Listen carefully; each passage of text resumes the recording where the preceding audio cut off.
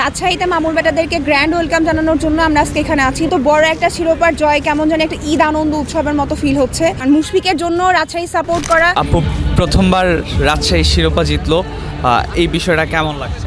আসলে আমরা বিপিএল এ মাঠ থেকেই আছি, আমরা স্টেডিয়ামে বসে খেলা দেখেছি, এটা আমাদের জন্য খুবই বেশি আনন্দের। আর আমরা ওইখানে আসলে চাটগাঁয়াতে জাস্ট বেলি দেই নাই, আমরা আমাদের রাজশাহীর আঞ্চলিক ভাষায় আমরা এত তাদেরকে পচাইছি। তো ওই যে একটা উন্মাদনা, বিশেষ করে হচ্ছে যে শিরোপা জেতার পরে যে মানে আতশবাজির যে একটা এনভায়রনমেন্ট ছিল সেটাও খুবই হচ্ছে যে ভালো ছিল।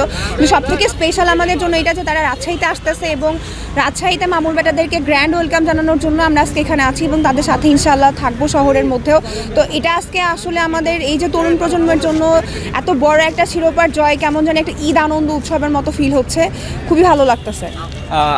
এই যে রাজশাহী আসছে, এই রাজশাহী আজকে যে সেলিব্রেশনটা করবেন, আজকেও কি মানে ইচ্ছা আছে আপনাদের, সব কিছু যদি একটু রাজশাহীর ভাষায় আমাদেরকে বলতেন।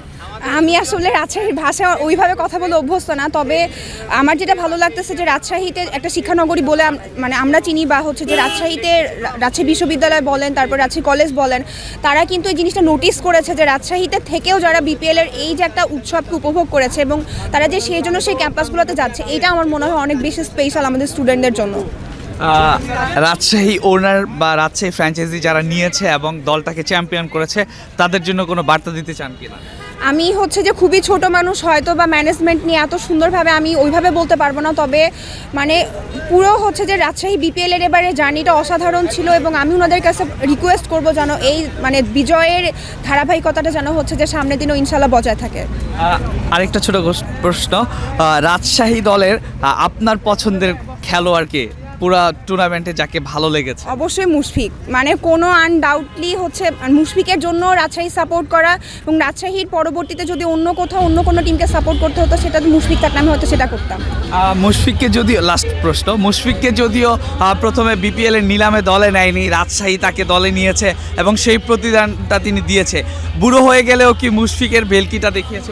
না না, এটা তো মানে এইজের সাথে তো তার এক্সপিরিয়েন্স নিয়ে আসলে কথা বলার যোগ্যতা প্রথমত আমার নাই, এবং আমি মাঠে একদম খুবই ক্লোজলি হচ্ছে খেলা উপভোগ করছিলাম। সে জায়গা থেকে আমার মনে হয়েছে যে শান্ত ভাই ডেফিনেটলি ক্যাপ্টেন্সি থাকলে উনি অনেক ভালো একজন লিডার, কিন্তু মুশফিক ভাই যেভাবে বলতেছিল টিমে হয়তো ওই কম্বিনেশনটা আমরা বেশি হচ্ছে যে মাঠে থেকে মানে বুঝতে পেরেছি। থ্যাংক ইউ আপু।